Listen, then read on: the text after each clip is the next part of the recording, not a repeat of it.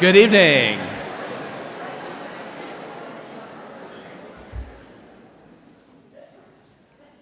It's great to see you here. This is really the official ceremony recognition of your start, the beginning of your career at Colorado State University as a member of the University Honors Program. And so we're kicking off this event with a very special guest who is going to be talking to you tonight. But we also have some special guests that I would like to introduce. We have our new president of the university, President Joyce McConnell, who is here tonight. And she'd like to say a few words to you. So Joyce, would you like to come up and talk to our students?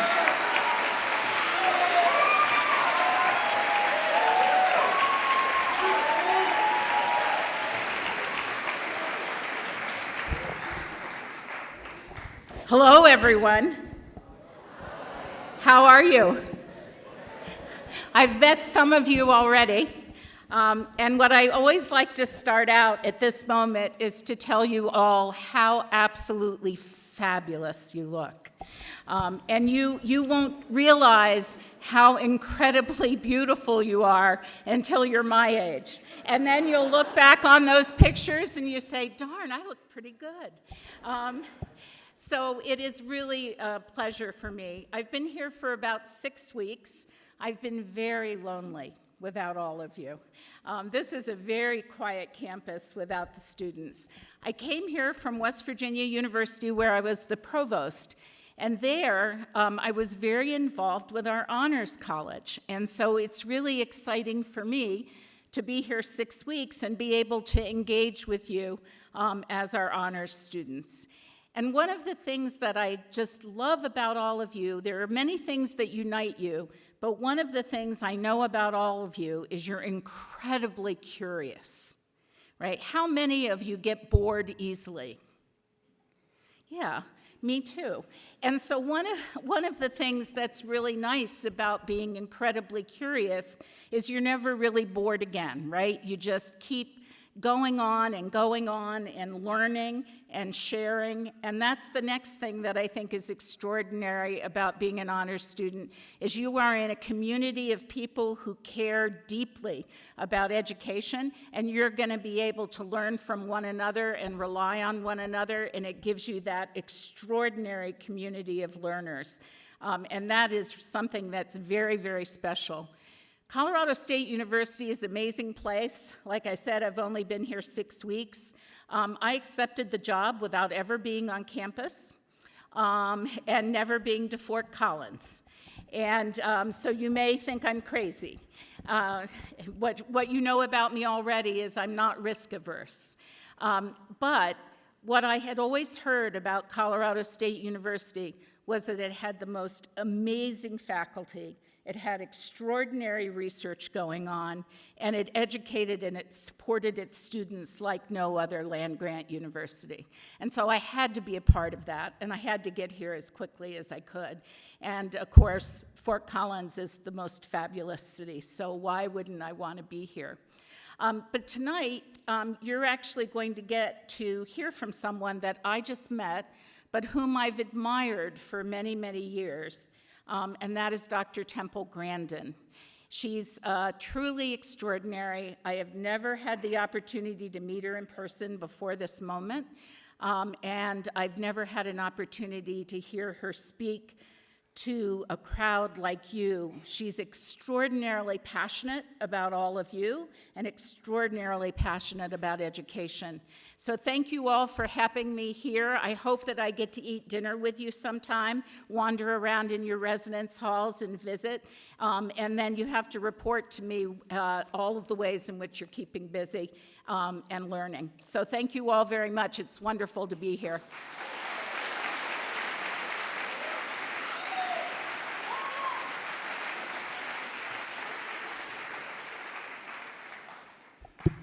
Thank you very much. So at this time, I would like to recognize some very important people that are in your lives, as well as the supporting staff that really makes this program possible. So you have met your peer mentors, but I'd like to have all our peer mentors stand right now and receive your appreciation. So peer mentors.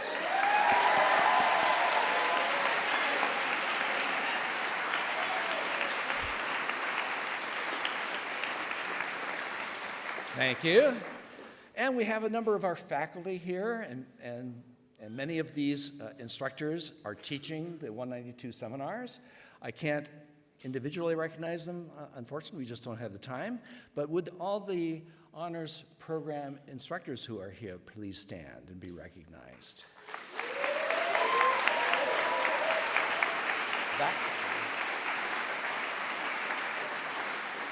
Thank you very much. And lastly, I do want to recognize a fantastic support staff. This program will have, this fall, over 1,700 students participating in it. You are among 499 new students joining our program this fall. And this is run by a staff of 6 full-time people. And it wouldn't be without their dedication and genuine concern for you and supporting you that we wouldn't be able to deliver this high-quality program for you. We are here for you and for your success. So would the honors program staff please come forward and just be recognized? So we have, where are they? They're hiding. We have Siobhan, Diane, you probably met them at orientation, right? We have Judy, and over to my left, to your right, is Judy Bryant, Katie Dorn, and Lori Williams. So, fantastic.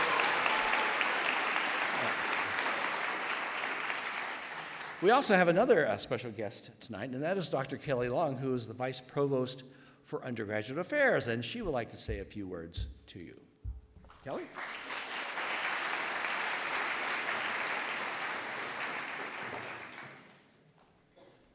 Good evening. Such a pleasure to join others in welcoming you to Colorado State University and the University Honors Program. I'm so glad to see you here, and I want to wish you well in your journey ahead. You are an extraordinary group of young people. You are all extremely accomplished. You have worked hard in your prior academic and co-curricular experiences. We know that you will be doing that as you move into your undergraduate curriculum and life here at Colorado State University. And I want to make you aware that you are accomplished, you already know that, and you will find things that are different, challenging, exciting, things that will push you beyond some of your knowledge base and some of your experiential base, and that's as it should be. And on this campus, we have many people and many resources available to you beyond your faculty and classrooms to support you as you need when you need. And I know that Dr. Michaels and Diane and others are here to help you recognize those resources that are available for all kinds of support. In addition to your curricular and academic pursuits, we want to encourage you to take part of the full university experience. Those opportunities beyond the classroom, the co-curricular realm, clubs, sports, activities, those things you might have done in high school or might have wished that you had done. It's all here and it's all open to you. I want to encourage you as well to engage yourself with classmates beyond your honors community, to expand your horizons, to reach out to people who you have not met before, who have perspectives different than yours, whose life experience is different. It's all part of the rich opportunity of being an undergraduate and a member of this honors community. Honors began on CSU's campus in 1957, and although the curriculum has changed over time, as indeed it should, and it will continue to change in time, you are part of a group that participates in a program designed to provide enriched, enhanced learning opportunities through small group discussion-based seminars and interaction with other dynamic young people and their faculty mentors and advising support. I wish you all the very best. I will see you again at various activities throughout this year. Go get 'em. Yay, Rams.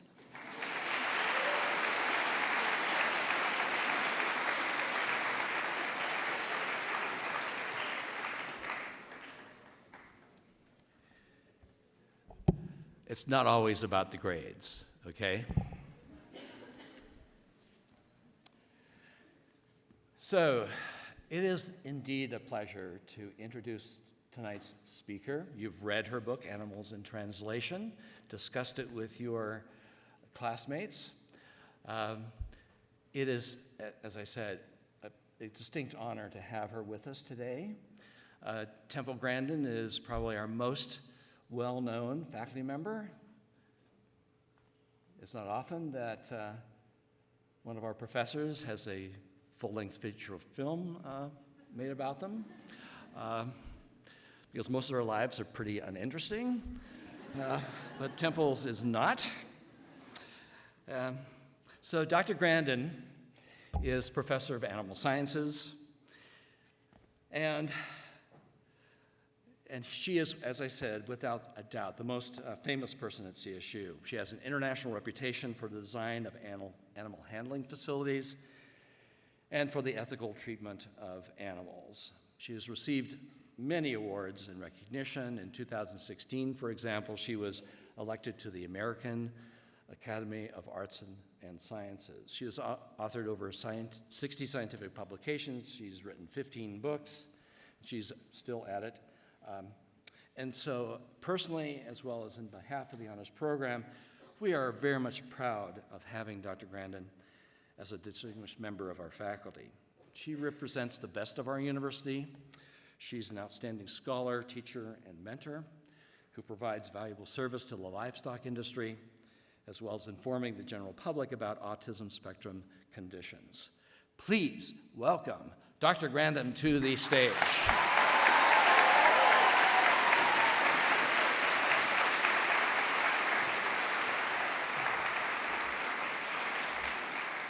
Great to be here today. Lots of things to talk about. In fact, that's one of my latest books, Calling All Minds. Because one of the problems I've been seeing is a lot of kids growing up today and they're not doing physical things. In my class, the students have to do a scale drawing.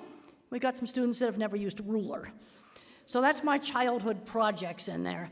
We got to get some of these students off the electronics and get them out actually doing stuff. And when I was a little kid, I was severely autistic, no speech until age 4.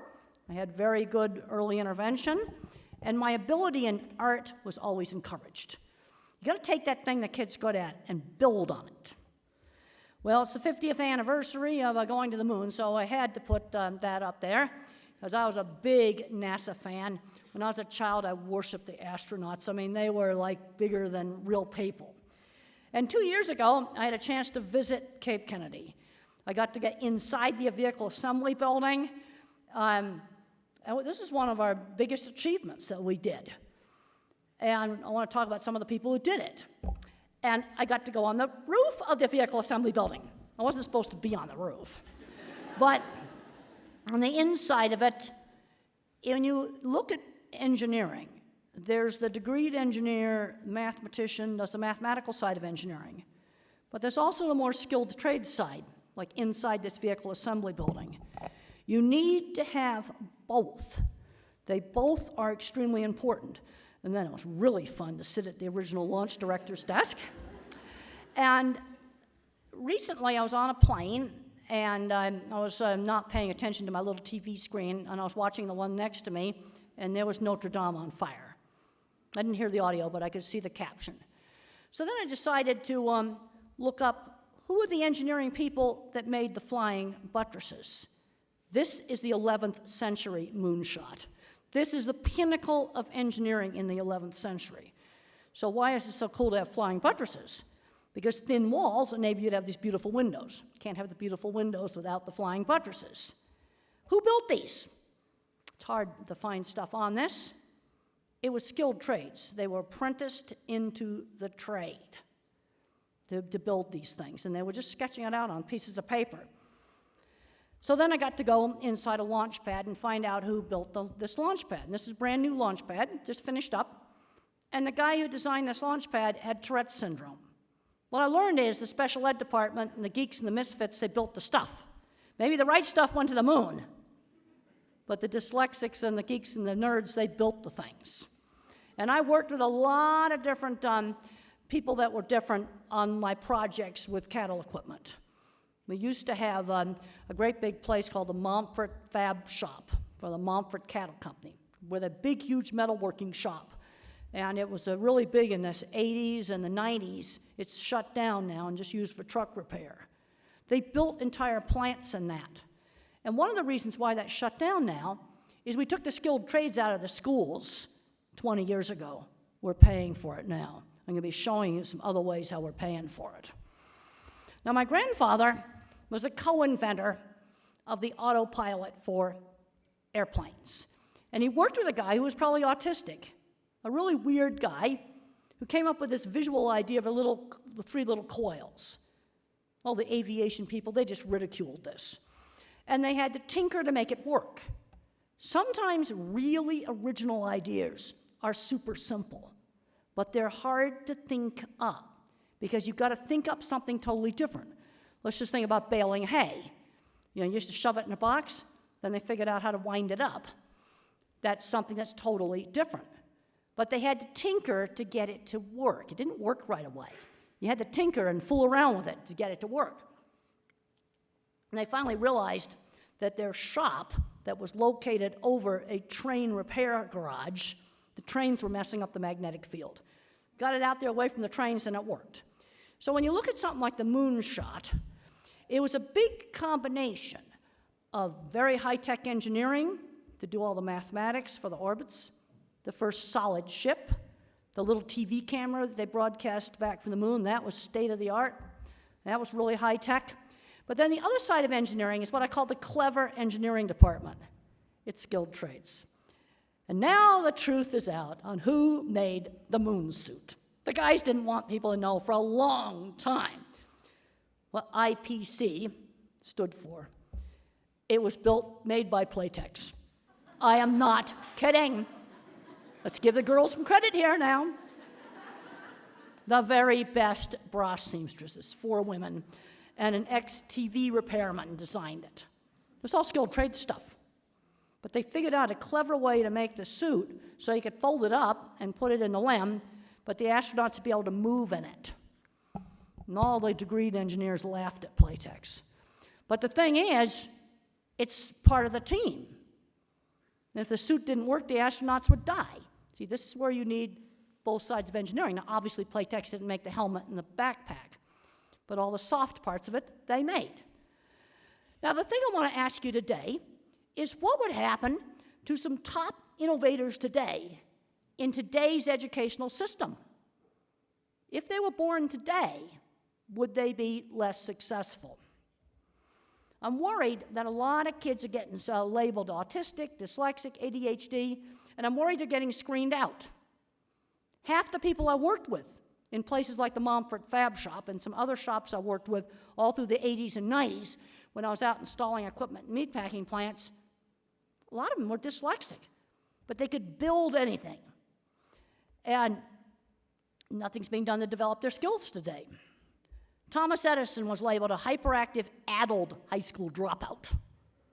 Oh, he was a bad boy. He burned up a baggage car of a train. He'd be in a lot of trouble doing that today.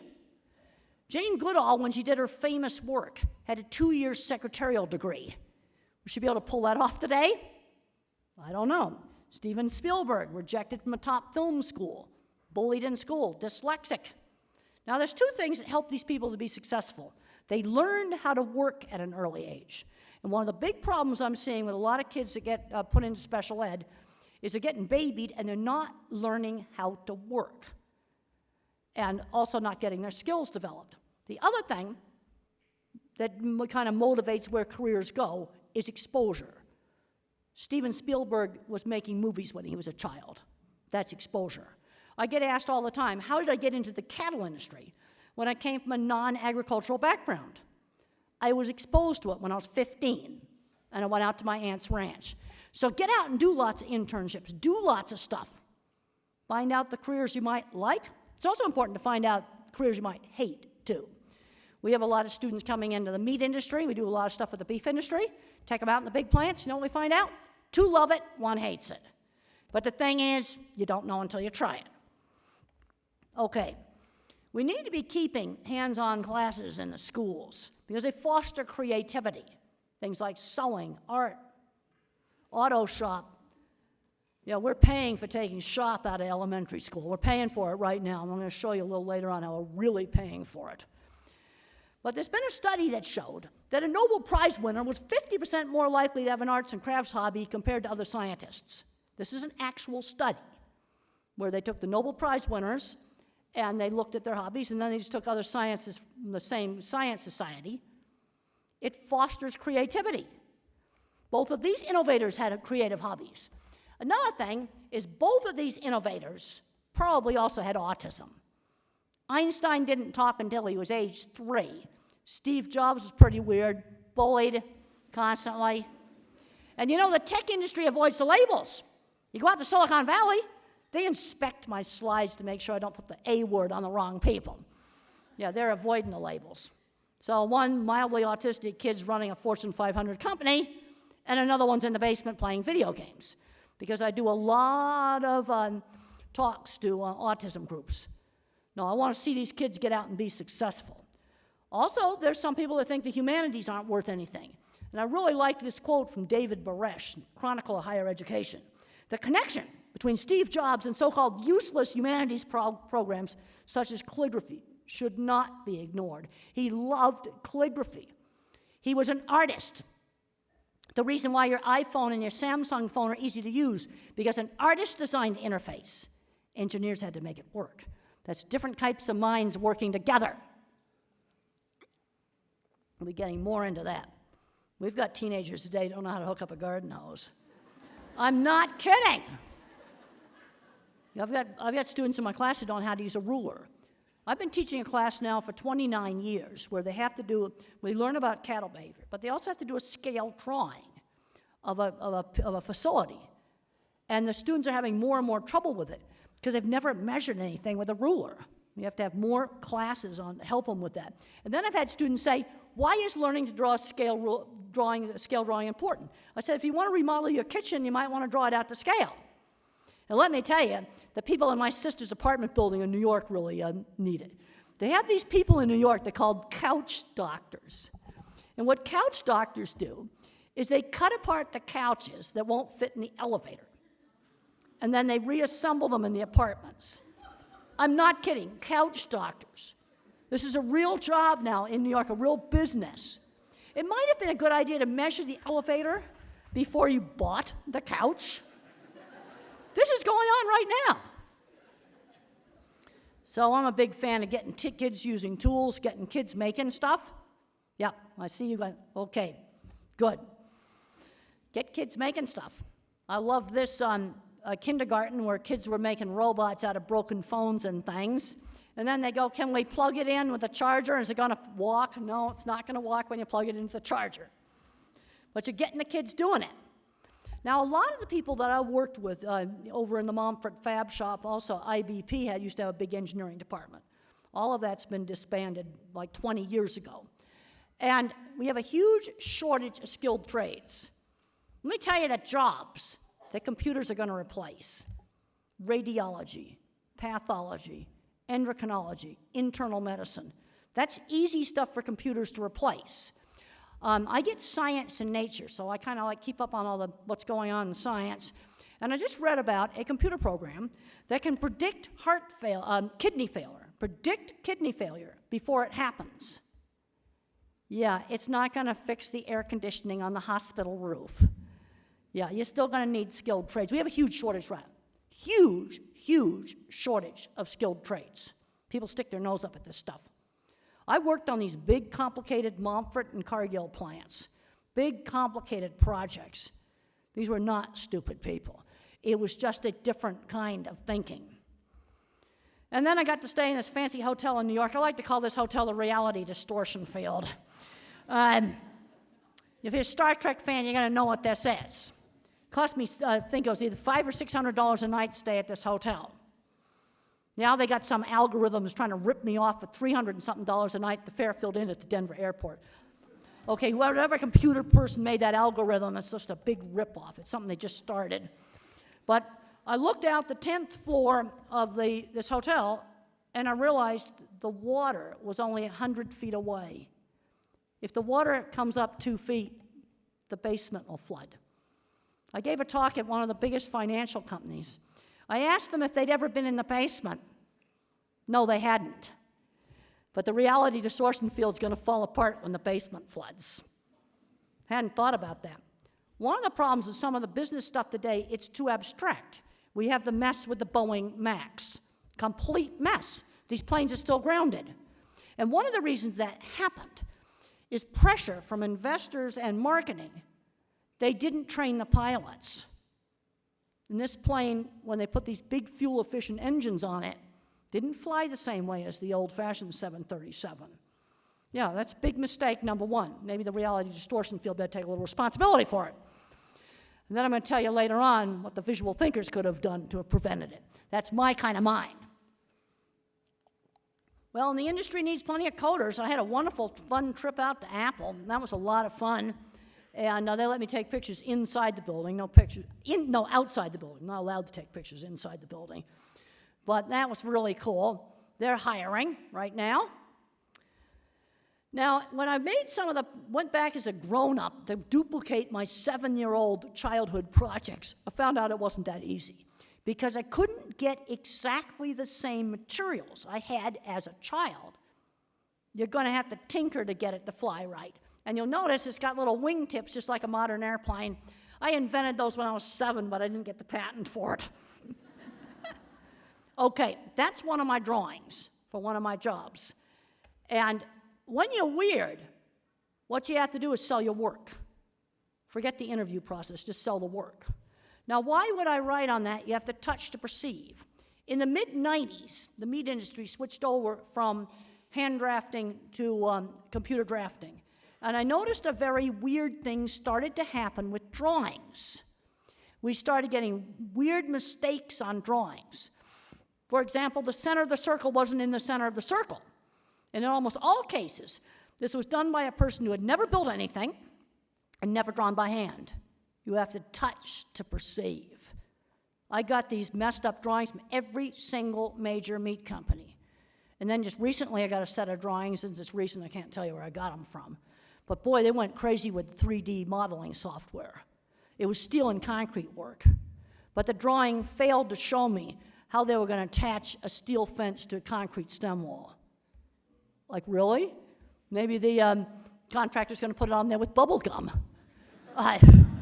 But it might be a really good idea to draw in the details. Are we going to use weld plates? Are we going to use anchors? Are we going to run the post all the way down through the stem wall? How are we going to make it? 3D drawing, tons of pages of it, didn't show me how to build the thing. That's recent. That's 2 months ago. That's real recent. Major engineering firm drew those drawings. They should be ashamed of them. I won't tell you where I got them from, but okay. When you're weird, you got to show your work off to your customers. So I showed them my drawing, pictures of jobs, just show my work off to them. And then they recreated my projects for the HBO movie. I love the fact they built all my projects. That was like so cool. And then I showed off my brochure. I was living in a student housing at the time, and it was called the Oasis Apartments. So I changed it to the Oasis Building, Suite 218. And then I met my clients down in the airport club. That's when anyone could just go in there, and that was the place where I met my clients. So that looked really official and nice. Now, what are some of the common denominators of some of these unique people I've already told you about? Growing up with lots of books and learning. Early exposure to career interests. Learning how to work. Make sure you do those internships every summer. I can't emphasize that enough. I had great mentors. My mother, my third grade teacher, my science teacher, people that cared about me, helped me. And I had to learn how to drive. Yep. One of the problems you have with autism is you've got problems with multitasking. Driving takes a little bit longer. Let's start out in the back roads first. Friends who shared interests. When you're weird, you get friends through things you do together. For me, it was model rockets when I was in high school. I made a big hit with the kids when I made a rocket that looked like our principal. And another thing I did in my school is I pulled off a fabulous flying saucer hoax. I had the whole school believing it. It was just a piece of cardboard this big around, covered with tinfoil, with a Dairy Queen dish on top with a light in it. But when I swung it by this girl's window, she thought it was real. Had everybody believing it. Friends through shared interests. Now I got to get back to my trip to Cape Kennedy. Now in the 60s, we had to build our rockets. We had to make them from scratch. Now, the engines were always pre-manufactured for safety, but the rest of the rocket, you had to make it. Well, you can buy them pre-made today. That's not the point. Let's learn how to make stuff. Now, some of these individuals get really narrow, like they like cars. Well, then let's read about cars. Take that interest and broaden it. These are things that can turn into careers. Now, the thing I've been noticing when I go to autism meetings, so you see, I'm going back and forth. One day I'm doing a talk at NASA. Then I'm doing a talk at Apple. Then I'm going out flying San Francisco tomorrow to do an autism talk, and then I'll talk to the FFA Future Farmers students. Then I'll do a talk at a university. I like this jumping between the silos because I'm seeing too many kids with a special ed diagnosis getting too stuck in the disability silo. They can't see themselves doing things. Let's get back to that guy who designed that launch pad. Would you rather be Mr. Tourette's or Mr. Launchpad? I think launch pads are much cooler than Tourette's are. And he'd managed to get it down just a little tiny eye wiggle. Yep, had a great career. Met another guy down there, dyslexic, top math scores, awful student. He designs launch control rooms. So how do they get into jobs this cool? A lot of jobs you kind of get in the back door because you know somebody. I talked to a kid who was working at Apple. Now, when you're 72 years old, I'm sorry, your kids, I'm sorry, I'm 72 years old. Maybe I shouldn't call you kids, but I've been around for a long time. But this kid had come off a farm in Wisconsin, and his professor knew somebody at Apple. I just was in the bank today talking to a lady, and she'd worked for a tanning salon and was taking the money over to the bank. Boom, she got hired by the bank. So she went from a low-level job to a really decent job. I'm always interested in how people get into good careers. And so many good jobs, it's through contacts, rather than resumes going in the front door. But I'm seeing all these grandparents coming up to me, and they're finding out that they're kind of weird, and they're on the autism spectrum, but they've had a good job all their life. And they find this out when the grandkids get diagnosed. I don't think the screens are helping anything. You're getting too many kids getting totally addicted to screens. We need to get off of some of that stuff, get out doing some real stuff, not Facebook for 5 hours a day. Okay. All right, now what is autism? You see, autism in its mild forms is just part of brain variability. A brain can be more thinking, or a brain can be more social-emotional. It's how you allocate computer space in the brain. And we're going to allocate it for social, that takes a ton of processor space, or stick it all back here for art, math, music, or science. It's how you allocate your brain circuits. And people in tech careers have got more relatives with autism in the family. And people with artistic careers tend to have more bipolar disorder. Now here's a paper that will blow your mind. Genomic trade-offs. Are autism and schizophrenia the steep price for a human brain? The same genes that make the brain big also make it have problems. You see, autism and schizophrenia is with brain development. So what happens in autism is you just grow extra stuff back here for the math department, maybe, shortchange the front for the socials. That simple. Schizophrenia, what happens is you kind of get a messed up network. I've been reading super interesting stuff about network analysis. Networks form nodes, where they analyze Facebook networks, brain signaling networks, or you look at the United routing map. I can remember when airlines didn't have hubs.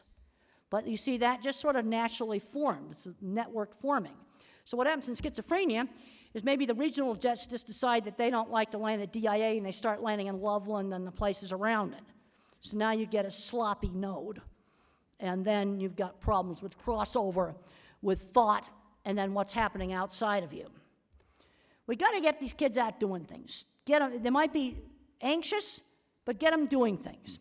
Now here is one of my most important slides. The different kinds of minds.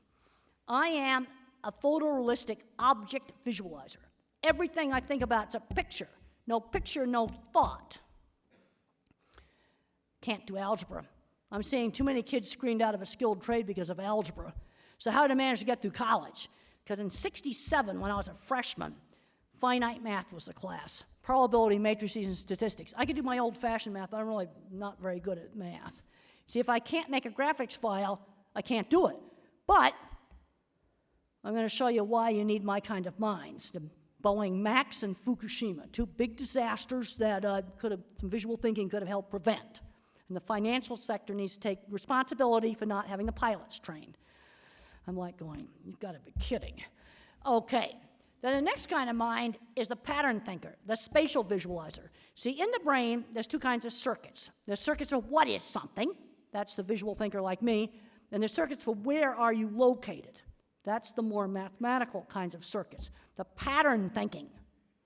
Then you got a guy that loves verbal stuff, memorize all the facts. Most people are kind of mixtures of these things. And there's scientific research that shows this is true. And in my book, the other book, The Autistic Brain, I got the references for this. There's brain scan data showing this is true. This isn't stuff that I just made up. And then when there's new equipment comes along, we like to play around with the brain scanner and look at my visual thinking circuits. And the thing that's kind of sad is you can see by the date there, this scan is old. This equipment's sitting there in the hospital. Nobody's using it for this purpose. And I think this gets down to turf battles in medicine between neurology and psychiatry. This is actually old-fashioned scans, even not state-of-the-art anymore. But when new equipment comes around, it's really fun to see what's going on inside my head. Journey to the center of my mind. And there's another picture of my big visual thinking circuit going all the way back to primary visual cortex. All right, now we're going to see the trashed out algebra department right there. I basically have no working memory. Like if I don't write a phone number down right away, I don't remember it. Nope, so we got to do a workaround. But the way my mind works, once I got the Amazon cloud opened up for my visual library, I don't need working memory because I can just surf around inside the Amazon cloud that's in my own head. Because what happens in autism, you get extra memory. But you're 286 if you're a computer. Or maybe you're the lunar lander module, little tiny chip. Now the thing that I get asked all the time, how do you figure out how people think? Visual thinkers, they'll love art, building things, Legos, mechanical ability. This is the guy that can fix any motor. Any broken piece of equipment can fix it. They used to work at the Momford Fab Shop. The math thinkers, that's going to be your electrical engineers, your computer scientists. Yeah, we need you too. Going to make artificial intelligence and replace the doctors? You're not going to replace, you need us to fix your stuff or your building isn't going to function. And then you got the verbal thinkers. No, this shows up in the kids. Here's what Thomas Edison had to say, I'm not a mathematician. I can always hire some, but they can't hire me. And there's my book, The Autistic Brain. Now I'm going to get into a little aircraft stuff here. I've always thought aviation was interesting. This is a question that was asked to freshman students at Texas A&M. It's not being done anymore, but it used to be a Boeing engineer would come in and ask this question. He said, now you had a big heavy toolbox, like one of those big red Craftsman things hanging off a crane 20 feet above an airplane wing in the factory, and it gets dropped. And it stresses the metal close to the limits. So, okay, you engineers do the mathematics, yet still within limits, but barely. All right, let's look at the plane. Let's make it a little abstract. You want to fly that after you've dropped the toolbox on it? Big, heavy one? The correct answer is to throw away the part. That's the correct answer. 15 years ago, 90% of the students got it right. Now it's dropped to 60. Because you see, the engineers calculate risk. No, I don't want to fly that plane. I'm now visualizing, supervising heavy equipment crushing the part because I've got to make sure it doesn't get used. and I'm going to personally supervise destruction of that part. Okay, I'm worried that a lot of our visual thinkers are getting screened out, like the people I worked with in these big plants. All right, let's look at Fukushima. Engineers calculate risk. Visual thinkers can see risk. They can also see solutions to problems. When I found out why Fukushima melted down, I'm going, you gotta be joking. It's not a good idea when you live next to the sea to take your super important emergency cooling pump. It's electrically driven, and put it in a non-waterproof basement. That's what they did. And I visualized the water coming over the seawall and going into the basement. Watertight doors, it would not have happened. You see, they don't see it. The mathematical mind doesn't see it. I see the water going in there. Now let's get back to Boeing. I managed to find the original airworthiness directive. Here's some nice engineering jargon. Crashes are called impact with terrain. That's jargon for crashes. I am not kidding. Engineering jargon for crashes. Why don't you just say, I could crash and die? You could say that. Mathematicians calculate risk. See, we need both kinds of minds here. Visual thinkers can see risk. They can also see solutions to problems. Now, I started really looking into Boeing, and there's a bunch of stuff they did wrong. Not training the pilots was the first mistake, and telling them that the plane had this new flight control system. The second mistake they made is they trusted a single angle of attack sensor. So I had to go find out what that was. I didn't know what that was. So I looked it up online. And it's this little fragile whisker, little finger, that sticks out of the side of the plane up around the cockpit windows that measures the angle of the air. They are physically extremely fragile. I started looking at them, every single plane I was going on. I look at the airspeed indicator things and the angle of attacks. They're both extremely fragile. Why would you trust just one of those? Airbus, 10 years ago, put 3 of them on and they vote to determine whether or not a plane is stalling. I don't know how they could manage to do that. The next question they didn't ask is what happens if I break it?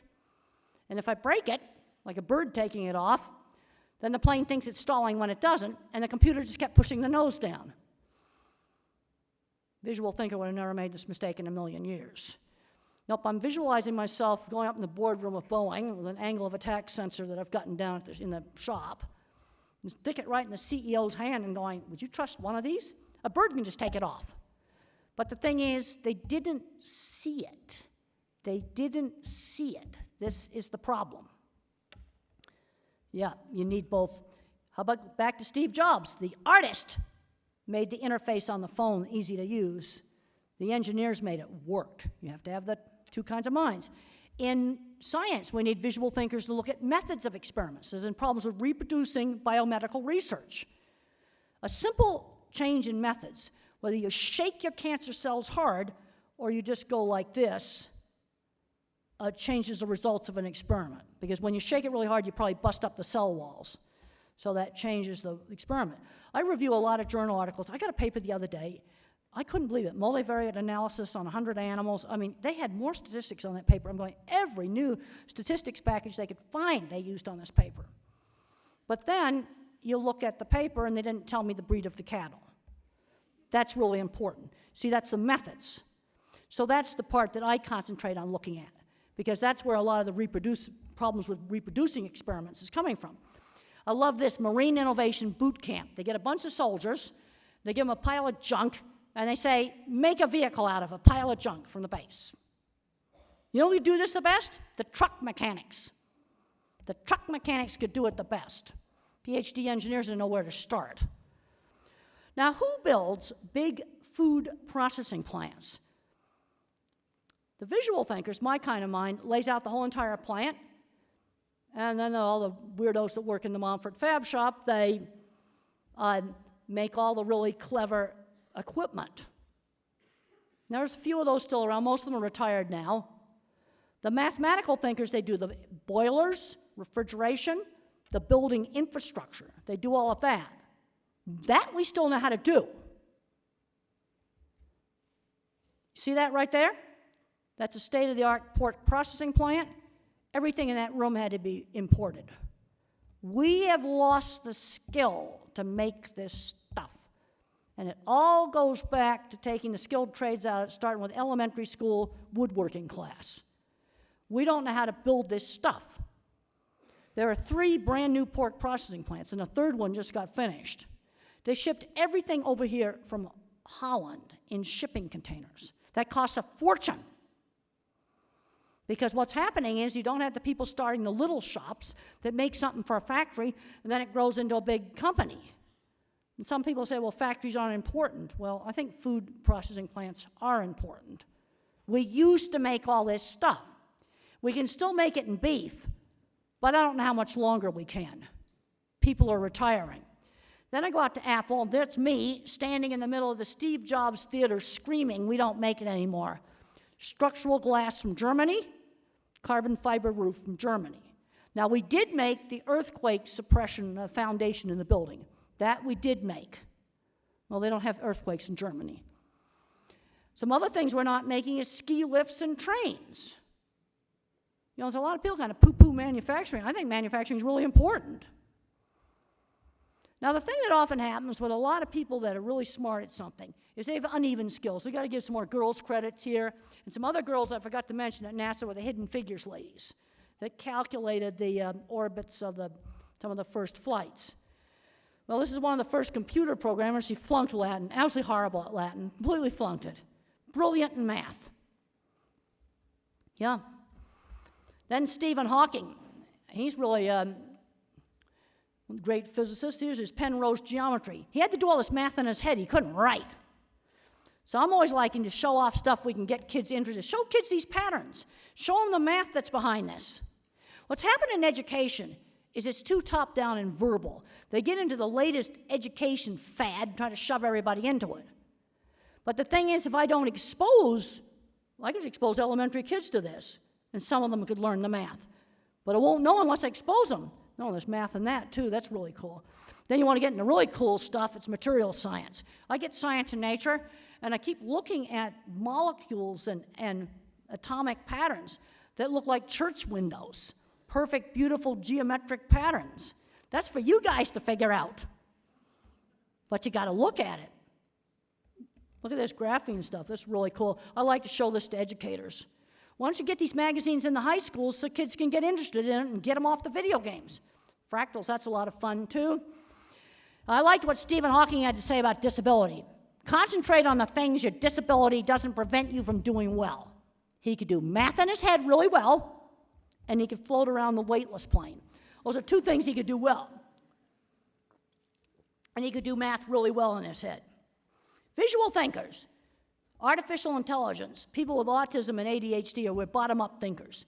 Concepts are formed from specific examples. That's how an artificial intelligence program diagnoses melanoma. Concepts are formed with specific examples. Verbal thinkers, very top-down, theoretical. I was recently at an animal welfare meeting with a major meat company, and they were saying a lot of abstract stuff about sustainable agriculture. And I go, tell me what they did. Okay, rotate crops and have cattle graze on it. Well, then tell me that. Also, I'm going to work with animals. Animals are sensory-based, not word-based. Well, I like to show that. There is a phone app now that can diagnose melanoma. So how did you teach it to do it? This is easy AI. Let me tell you, this is the easy stuff. This is the easy stuff, the medical stuff. The way you train it is you show it 2,000 melanomas, then you show it 2,000 mosquito bites, moles, skin rashes, and things like that, and then it learns to categorize. It's taught bottom up, not top down. You don't start with the hypothesis first. Also, what they're doing in medicine right now is they don't have a hypothesis. They're going to just dredge through the records and see what they can find. Some people don't think that's science. I've gotten in a lot of fights about what science is. I used to fight with my advisor. He says, if you don't have a control group, you don't have science. So you know what I said to my advisor? I said, what about the Hubble Space Telescope? What do you think the control group is for the Hubble Space Telescope? Well, it probably came from a spy satellite, and that looked at the ground, so I guess that's the control for the Hubble Space Telescope, a spy satellite. But basically, astronomy is observation. That is part of science. How do we work with some of these kids that are different? Okay, let's say you have one of these kids in your lab and you showed him how to work some piece of equipment and you're getting really frustrated with him because he doesn't remember the sequence. Give him a pilot's checklist. Really simple. Just give him a pilot's checklist. When I worked in a dairy, when I was in graduate school, they had a checklist on the wall on how to set up the equipment. That's an easy thing to do. Okay, on young kids, I'm going to skip that. And then there's some individuals have sensory issues. Boy, one place where they need to be doing research is on figuring out how to deal with sensory oversensitivity. I'm seeing smart kids in college that haven't learned shopping. Yes, academic skills are great, but you got to be able to handle a bank account and learn how to shop and learn how to work. Now, the thing we need to start asking is, what is the ultimate goal of education? I think maybe I'm going to stop here and I'm going to open it up for questions. What is the ultimate goal of education? Where's a student 10 years after high school graduation? Well, you do a 4-year degree. Hopefully you'll be out in a great job, or maybe you'll do an advanced degree. But that's what we need to be looking at. Where's a student ending up 10 years later? I think we'll just let you think about that, and they got another mic here they can pass around, and we're going to open it up for questions until they tell me it's time to stop. I don't even know what time it is. Oh, well, we still got some time. So let's just get some questions here. Okay, who am I going to talk to? Who's going to do a question? I'm going to pick somebody. How about you? All right, how about you right there? Okay.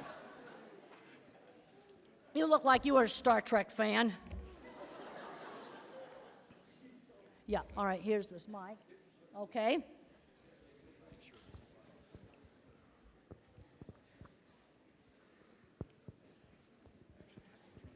Well, now we can't figure out how to turn it on. Okay?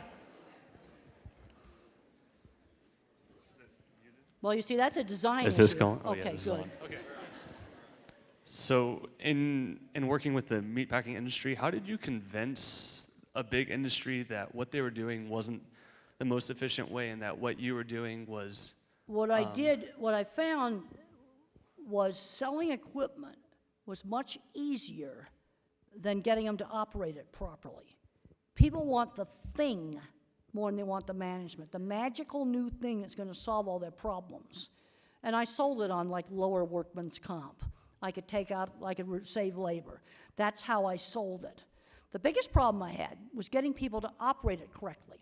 And what made things change was when I got hired by McDonald's in 1999 to implement their animal welfare auditing program.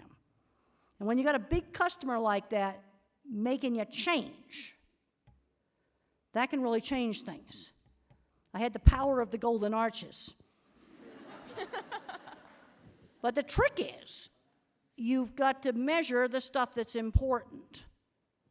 Now, when you're trying to figure out what's the important ways of assessing a meat plant to make sure they're not torturing cattle, well, obvious. How many they get shot the first shot? If they couldn't make 95%, they got kicked off the approved supplier list. You know what the number one problem was? Busted equipment. That's maintenance. Then I figured out another clever score. Cattle mooing and bellowing when they're getting handled. That can pinpoint a lot of problems. The trick is figuring out what to measure. And I like to use traffic as an example. And there's a concept in food safety. It's called critical control points. Hazard analysis, critical control points. So when the food safety programs first started, and I remember when that started in the early 90s, they measured too much stuff. You got to figure out what are the really important things to measure. So let's use traffic as a model. If you could only enforce 3 traffic laws, what 3 would you enforce for maximum public safety? What 3 would you enforce for maximum public safety?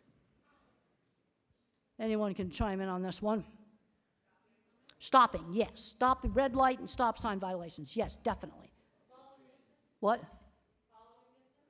No, that's for autonomous cars. That's when you get the self-driving cars, it's following distance. No. How about drunk driving, and speeding? And then texting and seatbelts. Now, the reason why I didn't put the seatbelts in the top 3 is they protect me. They don't protect you against me. Now, those other things are important, but they're not the top 5. And the thing that I find when I ask this question is that people very seldom come up with drunk driving as that's big number 1, is drunk driving. And you measure it with a device. It's objective, too. But it's figuring out the important things to measure. But you see, I visualize it. I don't think about it in words. I visualize it, and there's a place for visual thinking. I mean, Fukushima burned up because they didn't visualize water filling the basement. That's pretty elementary. Do you know? I don't need a degree. I couldn't design a reactor, but maybe I need to be working on the safety systems. And every rule of engineering was violated to trust a single, physically extremely fragile sensor on the Boeing Max. When I found out what that thing was, I'm going, you gotta be joking. Someone puts a ladder against this, it will break it. But you see, I'm visualizing that. You see, I'm seeing, well, a bird hitting it or the ladder going on it. Okay? You've spent so much of your life studying animals and working with animals and learning about how to interact with them and how they learn and think. And so I was just wondering, what's your favorite animal? What's your favorite, what animal do you respect the most? I really like beef cattle. I mean, I've worked a lot with them. But the thing about an animal is they're sensory based. If you really want to understand an animal, you got to get away from words. You've got to totally get away from words. What is it seeing, hearing, smelling? You've got to observe. It's not a world of words. And so some of the very first research that I ever did is I went out and I looked at what cattle were seeing when they went through the chutes. You know what about shut down a meatpacking plant? A paper towel hanging out of a dispenser. They're not afraid of getting slaughtered, they're afraid of paper towels. You know, little things that move. Little yellow tape, a chain hanging down.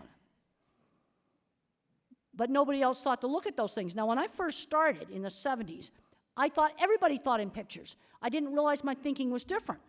Now, the thing is, when you start learning how different people think differently, then you can start looking at how the skills can complement each other on a project. And the iPhone's a perfect example.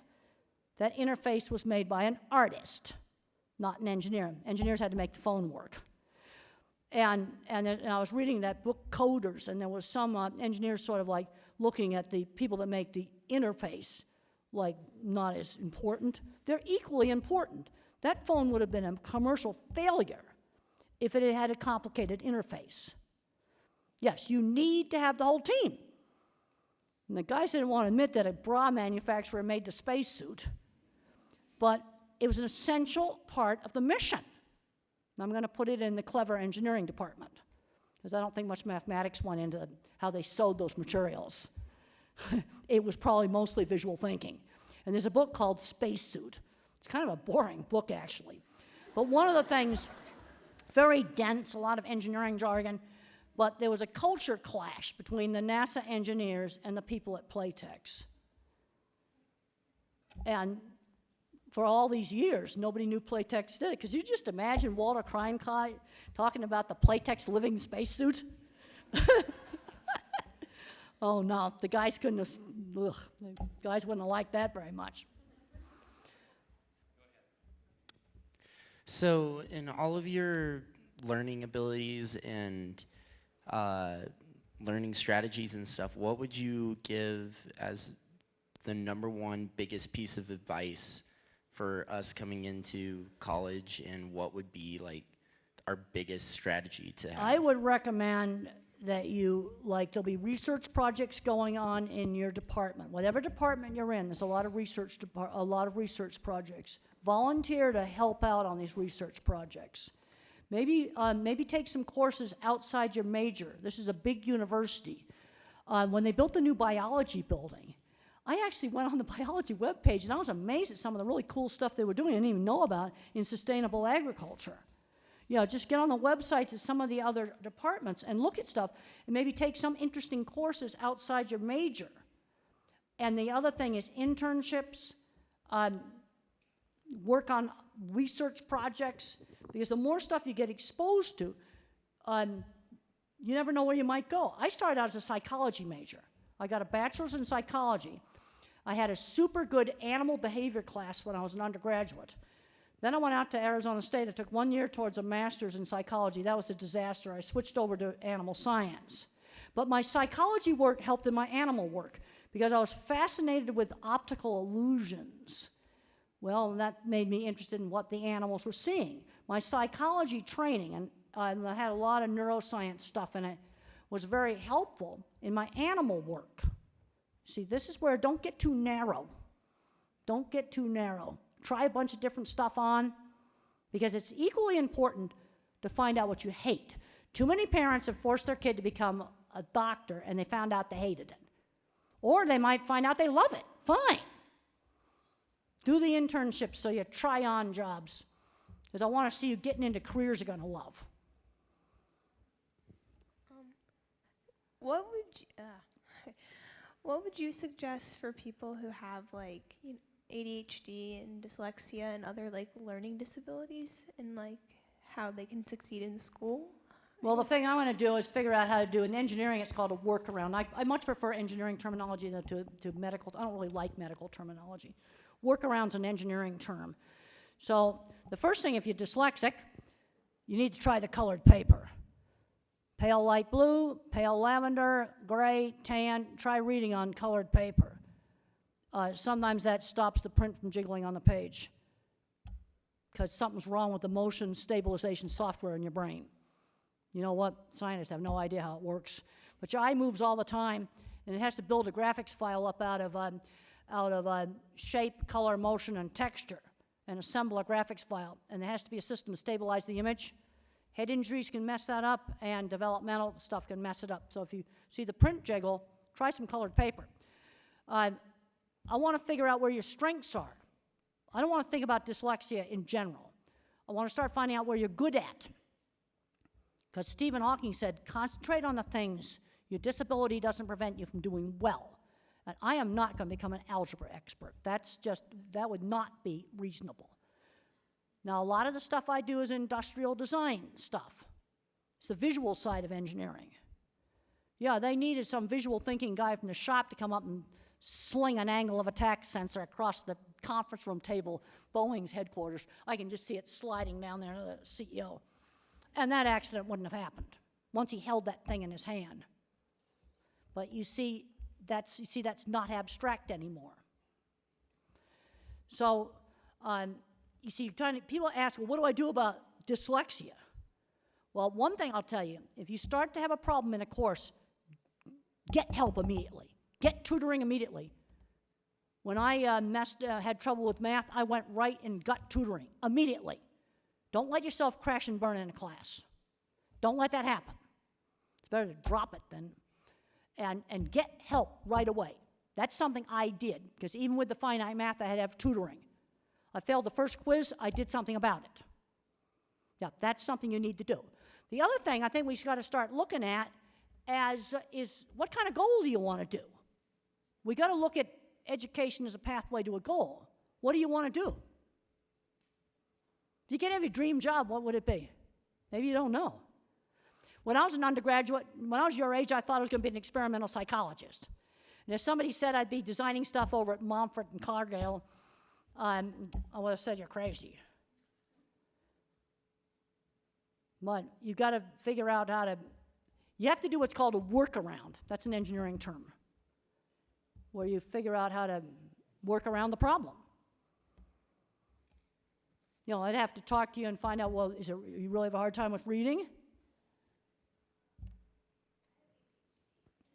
You have ADHD? I don't know. Sometimes you can get hung up on these labels. I'd rather just look at, well, okay, how good is your reading? Because usually dyslexia means reading problems. ADHD, poor attention span. Some people play the radio blasting, that helps them when they have ADHD. Others have got to go to a quiet place, and then maybe you can find a quiet spot in the library and you go in there to study. You got to find a workaround. And if you have trouble, get help. Get help immediately. I cannot emphasize that enough.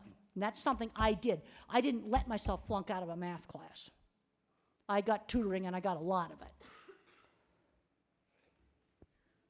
Okay, Hi maybe there. a couple more questions. Yeah, hi. Okay. So I was wondering, you talk a lot about how there's a lot of differences like in the frontal lobe between autistic people, animals, and normal people, but I'm curious, do you think there's any differences in more primal brain structures, like maybe memory? I'm not hearing part of the question, I'm sorry. Oh, sorry. I was saying, do you think there's any differences between like autistic people and maybe animals too in more primal Well, the brain thing structures? is that animals don't think in language. Now, not all autistic people think in pictures. Now, I showed you that slide of the different kinds of minds. You'll find that in autistic people. The visual thinkers, think in photographs. Right, but The mathematical thinkers, more patterns, and then the word thinkers. Now, animals definitely don't think in words. They'll convey a lot of emotion with a tone of voice, like high-pitched calls tend to be alarm calls. The first thing that's really helpful is understanding that different people think differently, and you can put them to work on projects, and the skills complement each other. So you need to have all the different kinds of minds. I mean, I couldn't design the aerodynamics of the airplane, but I'm not going to attach a plane's flight control computer directly to a physically extremely fragile sensor, and I'll just have one of them. There's no way I would do that. Not training the pilots, I'm going like, you got to be kidding. You see, but those are very, very, very basic mistakes. That's a colossal disaster, the Boeing Max. Colossal. Yeah, so do you think in those different kinds of people, maybe there's more differences in like really basic brain structures, like the hippocampus, the hypothalamus and stuff like that, or do you think it's more all just in the outer part? Wait a minute, I'm still not hearing what you're saying. I'm going to have to talk to you, I think, afterwards. Sorry. What, are you a biologist, or are you?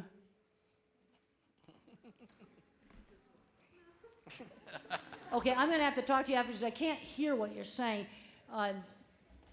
Okay, let's get one more question, and then we'll get out and, okay, right there. So, what was the greatest takeaway from your years of animal study, like behavior-wise? Greatest takeaway? One of the things I learned is you have to observe. Most people don't observe. That's the first thing you got to do with animals. Hopefully, if you work with animals, is calm down. The big mistake that people make with animals when they're training them is they mix up fear and aggression. They say, well, the dog bit. Well, if you're doing something nasty to the dog, maybe he's scared or you're hurting him. Don't mix up fear and aggression. They are two separate things. So if an animal's misbehaving, let's say you're training a horse and he's kicking. Horse is a flight animal, so it's very likely that that's due to fear. That's a very common mistake in working with animals, mixing up fear and aggression. The other thing is, try to think about what it's seeing, hearing. Sometimes horses, when you train them, they'll buck when you change from a walk to a trot. Think about it. A saddle feels totally different at a walk and at a trot. So the horse perceives it as something new when he goes to a trot. Work him into it slowly. Now you see, as I'm talking about the horse, I'm seeing it. I didn't know for a long time. I didn't know until I was almost 40, the full extent that I think visually is different how most people think. See, the first step is realizing that people think differently. And then I like to think about how I can use the different skills to complement each other on different things we do. Scientific projects, for example. One person's super good at the statistics. I'm going to handle the methods section of the project to make sure we do really good methods. Because when I think about the methods, I see it. It's not abstract. Tell me what breed of cattle, first of all, you used in your project. That could change your whole results, something that simple. I don't care if you used 5 different super fancy statistics packages. Things like not telling me what breed of cattle you had. It's just like the cancer cell thing. If I shake them really hard, I break the cell membranes. If I go like this, I probably don't break the cell membranes. Totally changes the results. But you see, I'm not seeing this machine they had in the lab that went like this, and I shook a bunch of stuff up that I saw in a lab just a few months ago. Well, you think we need to end it there? I will. All right. All right, well, I just want to thank everybody for coming. Okay.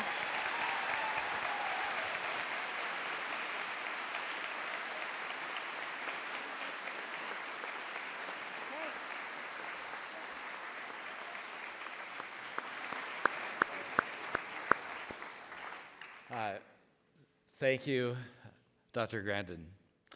We have a reception following. Dr. Grandin has graciously agreed to stay afterwards, greet you. If you brought your book, she's very happy to sign it for you. Also, President McConnell will also be staying afterwards, and I encourage you to talk with her, meet with her.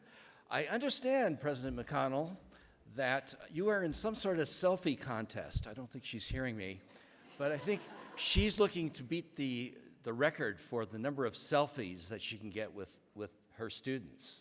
So maybe you can help her out tonight. Okay? All right. Well, we're concluded.